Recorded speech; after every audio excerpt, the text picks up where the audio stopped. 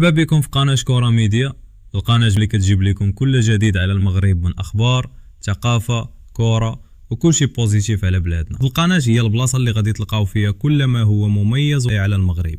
ما تنساوش ديروا اعجاب، اشتركوا في القناة وتشاركوا الفيديوهات مع اصحابكم، وخليوا لنا آراءكم في خانة التعليقات. يلا بينا نبدا. الله على راحة، الله على اخبار شحال زينه، الله يخلف عليك المغرب، الله يحفظك المغرب. اول مره ما كديرش فيها تريتور، اول مره ما كديرش فيها تريتور وفرحتونا. اللي بغى يستاطف وبغى يفرح وبغى ينشط وبغى ينعس وما طيح عليه لا قطره ما تدخل عليه شمس، يمشي يخدم بلادو، يمشي يصاوب في بلادو، يمشي ينظم في بلادو. الحمد لله تعلمنا درس واستفدنا منه، عمر داود يعاود. اللي بغى ينظم شي حاجه، حنا ماشي تريتور، حنا ماشي قاعات الافراح. اللي بغى ينشاط وبغى يعيش الاجواء يمشي يصلح بلادو، يمشي يقد بلادو. الله يجعل شي بركه. كان لا كوب دافريك ديال السيدات حنا اللي منظمينو، بقات ليه شهرين، قلنا لهم عرفتي اش غديروا؟ ما منظمين ما حتى شي حاجه. هاكو الملف سوا نظموا فين ما بغيتو، سوا لعبوا في الغابه، لعبوا في البركان، لعبوا في الجبل، ما سوقناش. خليونا حتى حنا نتفرجوا فيكم ونشوفوا التنظيم ديالكم ونضربوا حتى حنايا. خليونا حتى حنا نكومونطيو شويه. الحمد لله العالم كله كيكومونطي لينا، حنا ما نكومونطيوش. نوبتكم شدوا الصف. عرفتي اش درنا لهم؟ بحال شي واحد واعد تيه وانت عارف الله يستر فيه الهضره وفيه النميمه، وداك الخير غير رجع عليك بومزوي، وقلتي لي انا غنزوجك وندير لك العرس ونشد لك القاعه ونجيب لك حاجيب ونجيب لك الصنهاجي ونجيب لك النقافه ونجيب لك الطريطور ونجيب لك قنانه، الماكله كلها على حسابي. وفي الاخر عرفتي اش قلتي ليه؟ قلتي عرفتي اش غدير؟ دبر راسك اخويا، ما غنزوجك، ما ندير لك حتى شي حاجه. بغيتي تفرح قد عليها، قد على المسؤوليه. وهادشي درنا لكم، قدوا على المسؤوليه ونظموا وفرحوا حتى نتوما. يلا حنا نتفرجوا فيكم ان شاء الله. برافو المغرب، حنا ماشي تريتور. لسه ما خلصناش حكاية الغضب الغريب بتاع المصريين وزعلهم من غير مبرر عشان اللقب اتاخد من السنغال واتدى للمغرب. دلوقتي ابتدوا تاني يتهموا الرئيس فوزي لأجع إنه السبب في خروج الأندية المصرية من دوري أبطال إفريقيا. للأسف مصريين بقوا زي بعض الجزائريين. مشكلة، كل خسارة، كل مصيبة بيتعلقها بفوزي لأجع. لو عيش محمد اتحرق في القاهرة هيقولوا عشان فوزي لأجع. الموضوع ده زي عدوى جايلكم من الجزائر. ايه اللي بيحصل؟ ليه التفكير الغلط ده؟ ليه التحليل الطفولي ده؟ الفرق المصرية النهاردة ما كانتش على المستوى المطلوب وما قدرتش تكسب، سواء الأهلي أو بيراميدز الاتنين قدموا أداء ضعيف. اتعلموا تتقبلوا الهزيمة بروح رياضية. انتم مركزين قوي على المغرب لدرجة انكم في الاخر خرجتوا من المنافسة. ان شاء الله اللقب يروح يا اما للجيش الملكي يا نهضة بركان، ونتمنى حظ اوفر للأندية المصرية.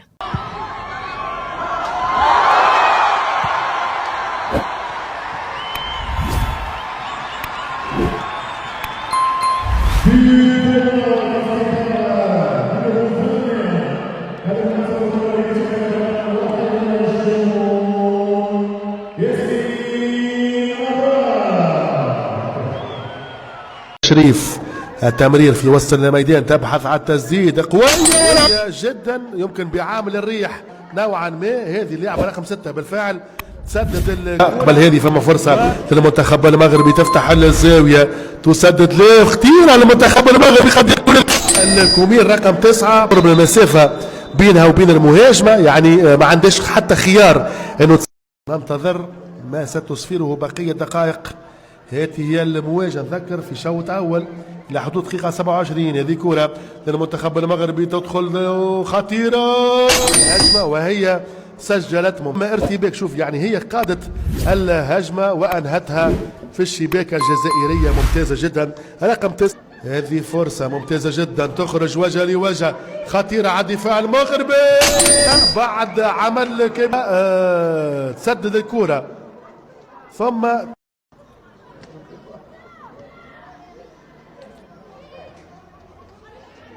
هذه كرة المنتخب المغربي، أميرة كلوش تفعل بالكرة التمريرة وبتبيعها هدف ياخذ مكان مش 33 23. أميرة الرقم 23 على كرة.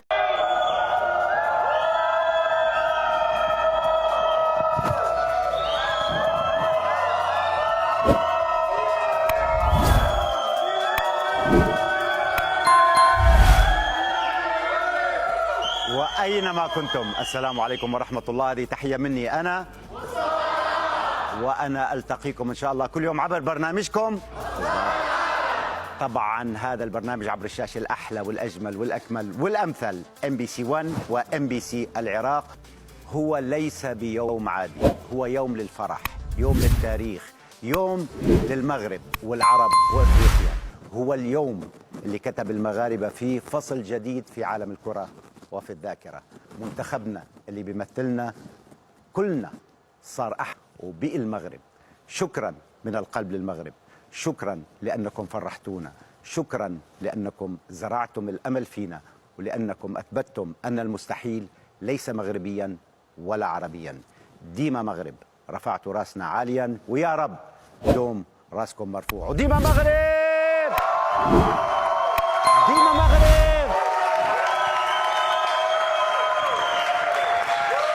فوز على منتخب مصر 8-0. منتخب المغرب بيكتسح مصر بثمانية 8-0، مش 8-1 ولا 8-2، لا 8-0 0. في ايه يا جماعة؟ انا عايز افهم بس، انا مش طالع اقول حدوتة ولا طالع احكي قصة ولا طالع اقول كلام مش موجود. دي مباراة كرة قدم كانت من يومين بالظبط. منتخب مصر ده انا ما اتفرجتش على المباراة والله، ده كويس، ده عسل ان انا ما اتفرجتش على المباراة، ده ربنا بيحبني والله، ربنا بيحبني انا ما اتفرجتش على المباراة، يعني ربنا بيحبني حب كبير جدا ان انا ما اتفرجتش على المباراة دي.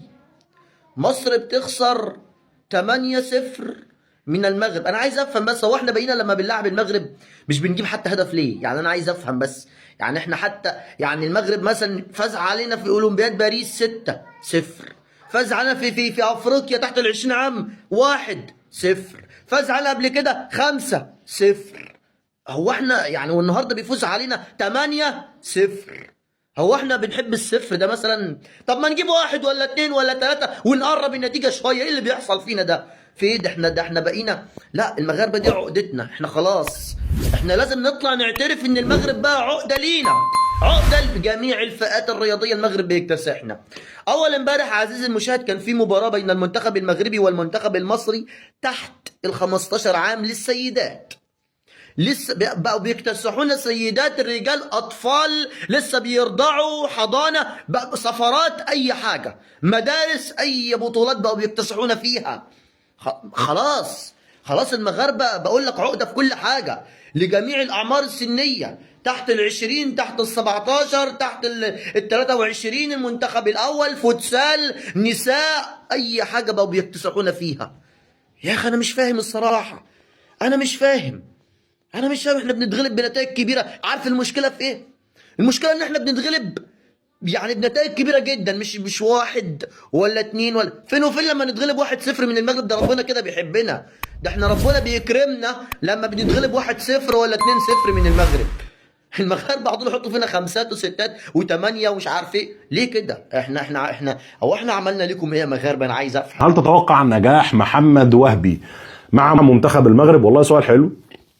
انا ما عنديش، بص اقول لك حاجه، يعني في حاجه انا ما بحبهاش في الكوره، وهي فكره ان احنا نقفز في المراحل. يعني لو انا هبص على الكوره المغربيه كترتيب، انا كان عندي وليد الركراكي، ده كان على راس الهرم، اللي تحس ان هو تحته على طول اللي هو الشخص اللي بياخد ويدي مع وليد الركراكي وبيشتغل معاه، كان الله يمسيه بالخير طارق السكتيوي اللي مسك منتخب عمان. والانجاز الكبير او الانجاز الاكبر اللي موجود في تاريخ الكره المغربيه وفي تاريخ الكره العربيه طبعا كاس العالم للشباب تحت 20 سنه اللي حققه الاستاذ محمد وهبي.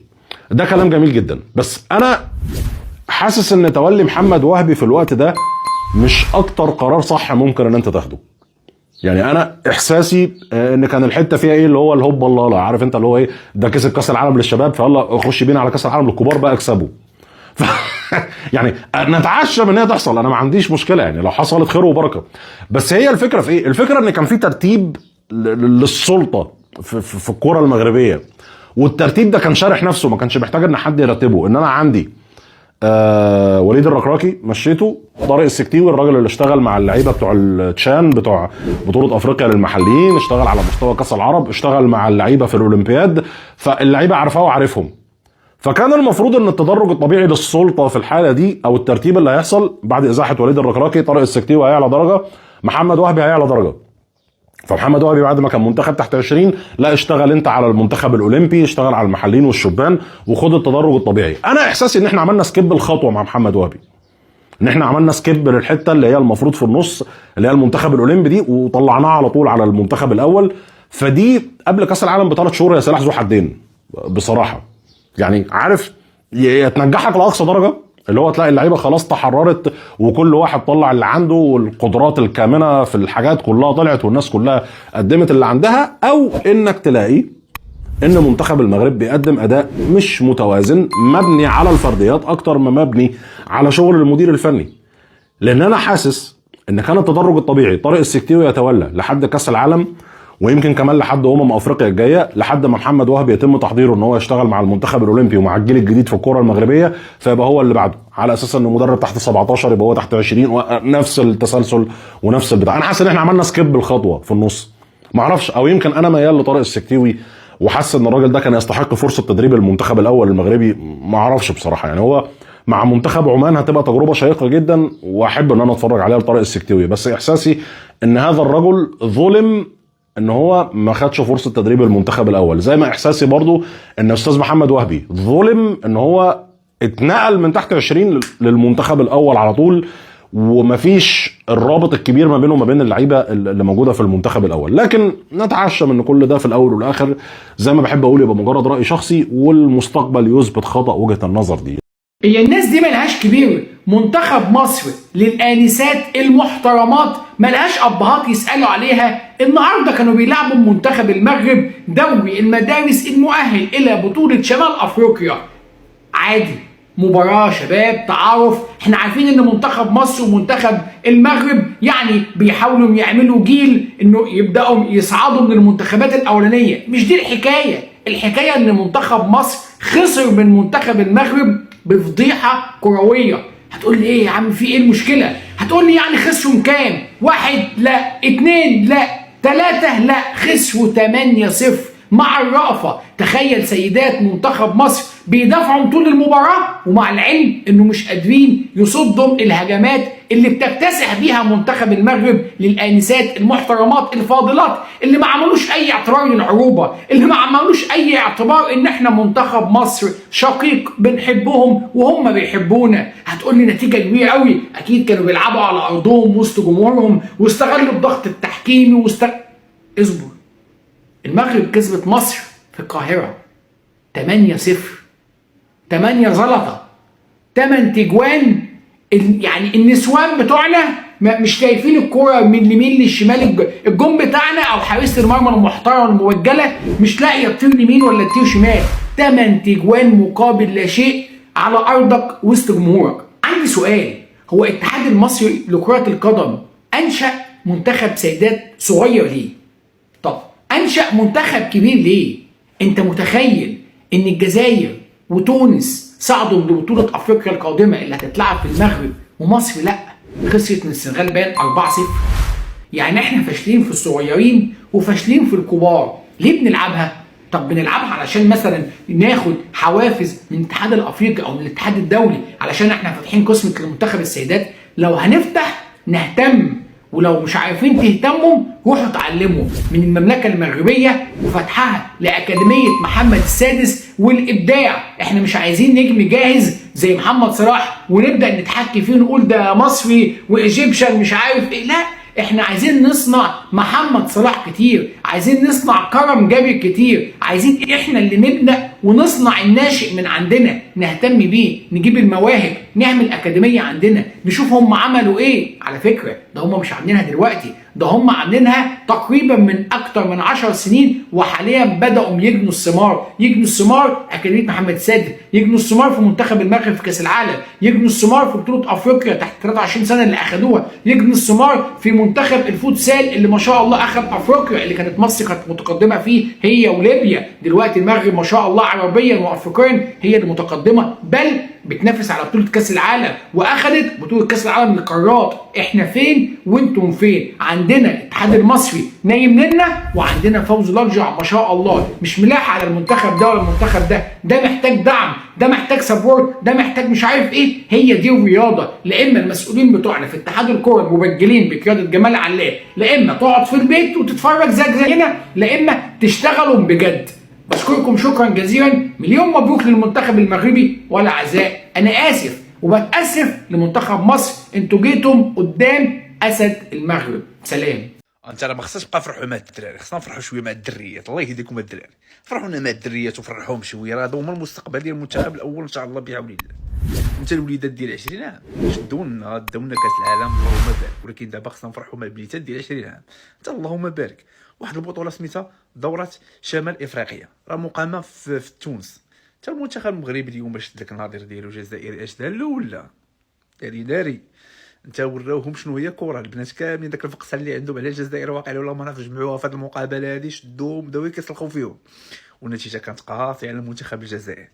انت البنات هادو انت راه اللهم بارك شدوها لك، عطاوهم قتله ديال 4-1. هذه هي كانت النتيجه. اول مره البنيتات يعجبوني بعدايا، انا عرفوا شنو هي الكره وعرفوا كيفاش يماركيو وعرفوا كيفاش انهم ياخذوا هذه المقابله على حمل الجد. وكنظن بان هاد البنيتات هادو هما المستقبل ديال المنتخب المغربي الاول ان شاء الله، حتى المره الجايه نمشيو كاس العالم غيفرحونا ان شاء الله بحول الله. كنتمنى هاد المجموعات تبقى مكتمله ويزيدوا يعززوها بشي بنيتات مزيانين. اللهم بارك فرحتونا هاد العشيه هادي. ملي كتكون وصلتي يعني والله العظيم هذه قل موتوا بغيظكم، عاد كنفهم قل موتوا بغيظكم. ملي كتشوف ان واحد الدوله عندها واحد الثقل في العالم، قوه فعلا كامريكا، جات باش تعلم او تاخذ، ماشي تعلم يعني تاخذ تقنيه جديده على الملاعب وعلى لا سيكوريتي اللي قدمتها المغرب. لان لو خلينا شي ناس ان عندك صحابك انك كل شيء في المغرب مدروس، الكرسي اللي جالس فيه مدروس، تدخل الملعب راك مدروس. حيت باش تكون زعما الانسان صحابهم دابا المراه المغربيه والرجل المغربي، راه انت في بلادك كيرحب بك ولكن راه مراقبك في نفس الوقت، مراقبك باش ما ديرليش الفوضى. واخا مخلي لك الفم كتحلو كتهضر ماشي مشكل، حيت مستقبلا نقدروا نلقاو شي حاجات باش تسد فيها فمك، وراه بديتو كتسدوا فمكم. بعد النماذج كواحد اللاعب قصير القامه يعني وجهه هذا قال لك المغرب كيهضر على الطقس، دابا ما لقى ما يقول هضر على الطقس. والاعلام المصري كان عنيفا اتجاه المغرب، لان شي وحدين كيقولوا لي تكلمي لنا باللغه العربيه باش نفهموك، مع اننا قريبين للغه العربيه ونفرض عليك اخويا الدارجه المغربيه باش تتعلمها انت. صافي كان ابوك صالحا. افلامكم اللي تفرجنا فيهم صافي راه خدينا ما خديناش شي حاجه زوينه، ولكن دابا خصك تفهم. كتقولوا حنا مسرعين كذا، لا كنهضروا غير بشويه. وملي كنرحبوا بك ما كتقولش ان كنرحبوا، عندكم في واحد الفئه المهم كتعترف ماشي مشكل. ولكن هاد الشيء اللي شفنا دابا كنرجعوا يعني ما ندخلوش في الاشياء السياسيه. دابا حنا في الرياضه كان عليكم تاخذوا يعني كنتوما كتقولوا عرب، حنا امازيغ، ريافه، سواسه، شلو، حنا المغرب تبارك الله ثقافات واعراف وتقاليد، حنا فينا مجموع كل شيء، وعندنا اقوى حاسه هي حاسه البصر، تنراقبوا والسمع. ولكن العيب ديالنا ما تنخرجوش ملي كتكثروا علينا بزاف، حيت داك الانسان تيكون راه ظريف كيقول لك امين امين، ماشي امين انه ضعيف، ماشي انه بليد، انه كراعي. ولكن راه مني كتكثر عليه ما كيرحمكش. هذا هو المغربي، راه مني كتكثر عليه ما كيرحمكش. حيت هو واخا الناس كيقولوا لنا قالوا قلنا حنا كنتسناو في المباشر باش الاعلام يخرج تشويه بهذه الصوره. وغادي ندير لكم ديك السيده اللي قالت غيبقى عندكم انتم 7 المرات. شنو بغيتو تكون 8 9 الحاجه بالغش تنحصر عليكم غير نتوما؟ وخلي الكاس يتسارع على الدول الافريقيه كامله. ولا مني ما كتربحوش كتخرجوا ديك الحقيقه ديالكم. هذا ماشي مجرد سفير جالس في كرسي، هذا هو الجدار المانع للدبلوماسيه المغربيه اللي كيمثل قوه الردع الانيقه للخصوم. السيد عمر هلال من مدينه اكادير في 51 غينطلق المسار ديال هذه الدبلوماسيه المحنكه. تخرج من جامعه محمد الخامس بالرباط باجازه في العلوم السياسيه في 74 وفي نفس العام غيلتحق بوزاره الشؤون الخارجيه. السيد هلال ما حرقش المراحل ولكن بدا دقه دقه وتدرج في بزاف ديال المهام الصعبه واللي سقلات الموهبه ديالو. المحطه الاولى اللي غيتعلم فيها عقليه الطرف الاخر كانت هي في قلب العاصمه الجزائريه بين 76 و 82 تما فين غيشتغل في السفاره المغربيه وغيحفظ العقيده ديال الخصوم وكيفاش كيفكروا. من بعد غينتقل لادغال افريقيا وخدم في مونوروفيا في ليبيريا ومنها لاديس ابابا باثيوبيا في التسعينات واللي هي معقل منظمه الوحده الافريقيه. هذه التجربه خلاته يضبط الخريطه الافريقيه، البيادق اللي كاينين فيها والتحالفات القويه. ومن موراء افريقيا غيمثل المغرب كسفير في اندونيسيا، سنغافور، استراليا ونيوزيلندا، وهذا الشيء عطاه نظره شامله على الدبلوماسيه الاسيويه. ولكن الوزن الثقيل ديالو غيبان في 2001 فاش تعين سفير وممثل دائم للمغرب لدى الامم المتحده في جنيف. هذه المدينه اللي كتعتبر عاصمه حقوق الانسان خلات السيد هلال يتسلح بالقانون الدولي الانساني ولا كاتب عام ديال وزاره الخارجيه بين 2005 و 2008 قبل ما يرجع لجنيف باش يكمل المهام ديالو. هذا التدرج خلاه يجمع بين الخدمه الاداريه الصارمه في الرباط والمناورات الدبلوماسيه في الخارج. اللحظه الحاسمه غتكون في ابريل 2014 فاش غيعينوا الملك محمد السادس ممثل دائم للمغرب لدى الامم المتحده بنيويورك. المغرب في هذيك الظرفيه كان محتاج البروفايل هجومي كيعرف يدافع ويضرب في نفس الوقت. السيد هلال ما جاش لنيويورك غير باش يدافع على الوحده الترابيه ولكن فرض راسه كشخصيه قياديه داخل الامم المتحده. غيترأس المجلس التنفيذي لليونيسيف في 2019 وترأس لجنه الاعلام التابعه للامم المتحده وتكلف بملفات دوليه معقده بحال رئاسه تشكيل جمهوريه افريقيا الوسطى تابعه للجنه بناء السلام. هذه المناصب خلات الكلمه ديال المغرب تكون مسموعه ومؤثره في القرارات العالميه. في اللجنه الرابعه ديال الامم المتحده السي هلال ما كيردش غير بالوراق، كيوجه ضربه قاضيه بحق الرد. الخدمه ديالو من وراء الكواليس عطات ثمار تاريخيه، هو الدينامو اللي كان كيصارع على صياغه قرارات مجلس الامن واللي ولات كلها كتقبل اطروحه الانفصال وكتشيد بمبادره الحكم الذاتي. هو اللي دبر ازمه القرقارات الدبلوماسيه في 2020 ونجح يعزل الانفصاليين ويحطهم في خانه التنظيمات الخارجه على القانون.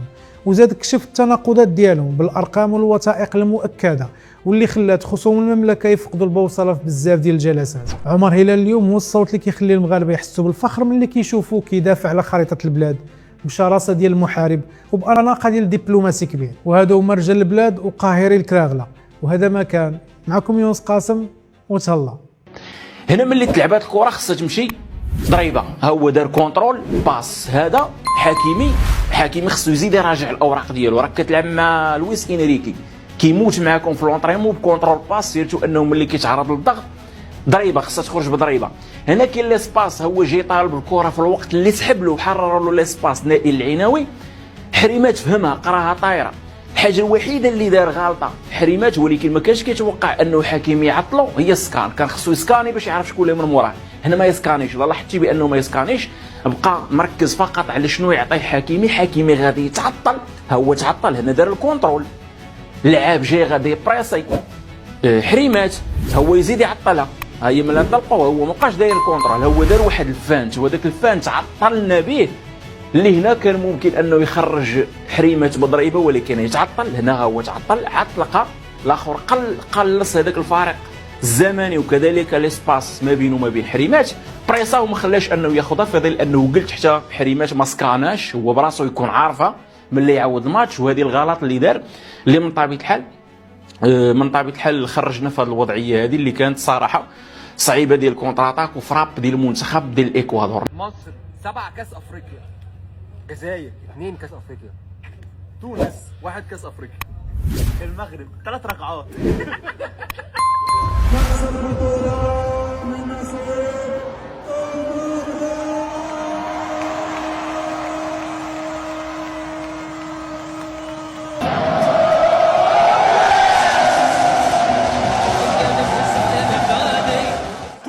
شكرا، قبلها باسم كل امازيغي. شكرا انفول كبارة، شكرا ترميرت. هكذا ترفع الكاس باسم كل مغربي من طنجة العالية الى الكوير العزيزة. يشيلوها الاثنين، يهزوها الاثنين، يرفعوها الاثنين. ميسي في حلقة ثانية وشيل، شيل يا حريمات، شيل، شيل يا حمد الله، شيل. المغرب بطل من جديد. هذه نسخة لعبت، نحلم بالقادمة. هكذا التنظيم هنا في كاس إذا معك يا نسير. شيل شيل شيل يا زلزولي، شيل شيل يا زلزولي، شيل. كاس افريقيا مغربية، كاس افريقيا اطلسية، كاس افريقيا عربية. تمهيد عبد الصمد من جديد. الله، يسار عرضية ترسل خطيرة راسية. الثاني ومن غيره سفيان. وصلت مغربية، فرصة الخنوس. الله، الأسود تجاه سفيان رحيمي.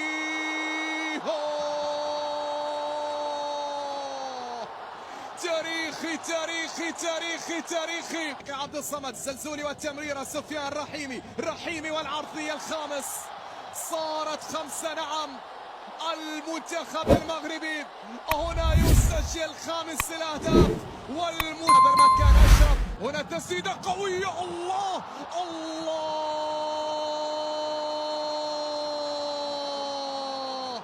خرافي. ارفع يا بالمختار، ارفع يا بالمختار، ارفع عاليا يا بالمختار. كما هي الراية المغربية الوطنية، عالية خفاقة. هنا الكاس في مدينة الكاس، أنتم الأبطال وأنتم الأسود. هنا في لحظة للتاريخ، هنا في لحظة للتتويج. ربيع حريمات المايسترو يعلي الكاس. كما هي عالية الراية المغربية، خفاقة في كل البطولات. الثالثة على التوالي هنا في بطولة كأس العرب للصالات السابعة. ألف مبروك لمنتخب المغرب، هارد لك لمنتخب الكويت. وصيف هذه البطولة، بينما منتخب المغرب الأفراح الكبيرة والعارمة. البطولة كتبت للمغرب، البطولة دونت للمغرب، البطولة سجلت للمغرب في السجل التاريخي بطولة كأس العرب للأمم السابعة. مثلي أسير الحب صعب يروحي يا صاحبي، طبع المحبة مقادير، وحبك يا مغرب داخل شراييني وروحي. الذهب يرفع الآن لصالح المنتخب المغربي اللي استحقها بكل جدارة. الله الله الله الله على أجمل ختام وعلى أجمل لوحة. المغرب بطلا لبطولة كأس العرب. المنتخبات واللي تؤكد يعني ان المنتخب الوطني المغربي منتخب الان من المنتخبات الكبيره على الصعيد القاري، على الصعيد العالمي. هنيئا للمنتخب الوطني المغربي التتويج ببطوله القارات تايلاند 2022. هنيئا لكل هذه المجموعه، هنيئا لكره القدم الوطنيه للمدرب الشاب كيك. اذا نواصل معكم العالميه من خلال هذا المنتخب. اسألوا البرازيل، الارجنتين، البرتغال، بقيه التالق والقصه. فضاءات الملاعب الأربعة، كازا، أكادير وطنجة ومراكش. فعلا الحضور الجماهيري كان الأكبر والأكثر في بطولات ياشان. وصورة للذكرى، سجل يا تاريخ اللقب الثالث على مستوى المنتخبات بعد 76 و97 على مستوى الشباب. والشان هنا وزمن الكرة المغربية على الصعيد الإفريقي. هكذا هي الصورة الختامية لدورة ياشان، شان ناجح بكل المقاييس في انتظار باقي التحديات. مشاهدينا الكرام، بهذه الصورة الجميلة أودعكم على أمل لقاء بكم. رئيس اللجنة المنظمة لهذه البطولة أيوب الكعبي يستعد لرفع الكأس الغالية. المنتخب المغربي بطل لثاني مرة على التوالي، للمرة الأولى في تاريخ بطولة أفريقيا للاعبين المحليين. أيوب الكعبي يستدعي الآن زملائه إلى منصة التتويج، يستعد لرفع الكأس الغالية. أيوب الكعبي الهداف التاريخي لبطولة أفريقيا للاعبين المحليين يرفع الكأس عالية. مبروك المغرب بطل أفريقيا للاعبين المحليين.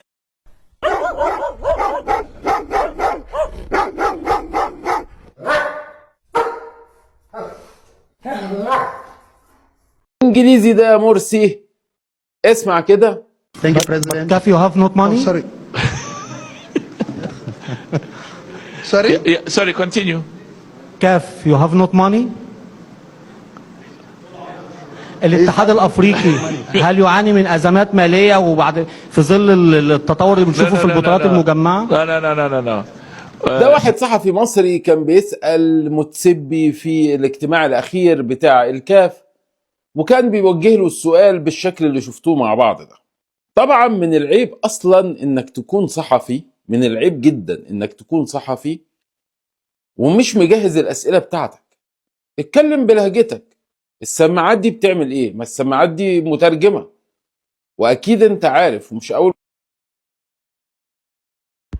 مؤتمر مهم لازم تكون مجهز الأسئلة وعارف بتقول إيه. ولو ما تعرفش إنجليزي جهز سؤالك بالعربي عادي جدا، ما هو في سماعات ترجمة. وحتى السؤال يكون سؤال مباشر، مش هو يرد عليك يقول لك يبدو ان انت معكش فلوس، ابعت انا اجيب لك تتغدى او اجيب لك الغدا. يعني صراحة يعني شكل لا يليق، لا في التقديم، لا في طريقة السؤال، لا في اللغة بتاعت السؤال، لا في لهجة السؤال، لا في الانجليزي، لا في اي شيء صراحة. وكان منتهى الاستهزاء والرد السخري يعني من متسبي صراحة. قال له لو ما عندكش الغدا انا ابعت نجيب لك الغدا، انما تقول احنا ما عندناش فلوس ده مش كلام، وتقول كمان بالطريقة اللي انت قلتها ده مش علام كمان، يعني لا علام ولا كلام. صحفي اخر بيوجه له سؤال ولكن السؤال عريضة، يعني ما فيش ازاي نخش دخلة مباشرة على السؤال ديركت. ايه رأيك في قرار الفيفا وانت مع او ضد قرار الكاف باحتساب بإلغاء او بتجريد السنغال من الكاس واعطائه للمغرب؟ وايه رأيك في احتفال لاعبي ومدرب وجماهير السنغال بالكأس في فرنسا رغم صدور هذا القرار من الكاف؟ بس السؤال في كلمتين. انما هقعد الف وادور والقوانين واحترام القوانين، يعني اكون مباشر ديركت. ومتسبي قال لك احنا عجبني او مش عجبني هذا شيء لا يعني شيء، لان احنا في لوائح وفي قوانين وفي اتحاد، لازم نحترم القانون. وانا هنا انا موجود في مكاني هنا لتنفيذ ما جاء به القانون والقضاء الرياضي. قال لك لازم تكون السلطة القضائية مستقلة تماما عن التأثير برأيي ورأيك. ده موضوع كبير، موضوع محكمة رياضية حكمت، يعني في أدلة، في براهين، في إثباتات، مش بتحكم كده بالكاس للمغرب كده جدعانة يعني ولا لقجاعة. لا، ده في قوانين وفي قواعد استندوا عليها ومواد في القانون الرياضي الأفريقي والقانون الرياضي الدولي عشان يقدر يجرد فريق من الكاس ويعطيه لفريق آخر. مش سهلة، أكيد جت بعد نقاش وبعد بحث وبعد تدقيق وبعد أدلة ثابتة قدمتها المغرب. فاللي عايز أقوله يا جماعة، يعني هذا المؤتمر الصحفي أنا كمصري كنت خجول صراحة، كنت خجول من الصحفيين اللي بيسألوا وبيطولوا، من الصحفيين اللي مش عارفين أصلا يتكلموا كلمتين على بعض. إزاي الناس دي وصلت لمكانها؟ إزاي الناس دي وصلت وبقت في كبرى الصحف؟ لا وإيه، وكمان رايحين مؤتمر زي ده يسألوا، مش ينتقوا الناس اللي بتعرف تتكلم، مش الناس ترتب أسئلتها وتشوف. لا، ولا حياة لمن تنادي. الكأس المغربية سادة بقرار الكاف والجميع سيحترم غصب عنه. أما السنغال ولاعبيها اللي احتفلوا استنوا برضو، جاي عقوبات شديدة وشديدة جدا للتحدي الغريب من السنغال ومن الاتحاد السنغالي ومن السنغاليين ومن اللاعبين ومن الجماهير لكل قرارات الكاف. يعني زي ما بيقولوا عندنا بالظبط، بالله واشرب ميتها، احنا ما مسوقينش ومش سامعينكم ومش شايفينكم وبنحتفل بالكاس ديالنا. الكاس ديالكم الكاس ديالنا، واللي عايزوه يبقى يجي ياخده. ده بنشوف التحدي اللي السنغال عاملاه هيوديها لفين، وهل الفيفا او الطاس له الحق في انه يغير قرار الكاف بعد ما طلع وصدر من المحكمة الرياضية الإفريقية. خلينا نشوف ونتابع الأحداث ونشوف أحير كاس في كاس الأمم الإفريقية.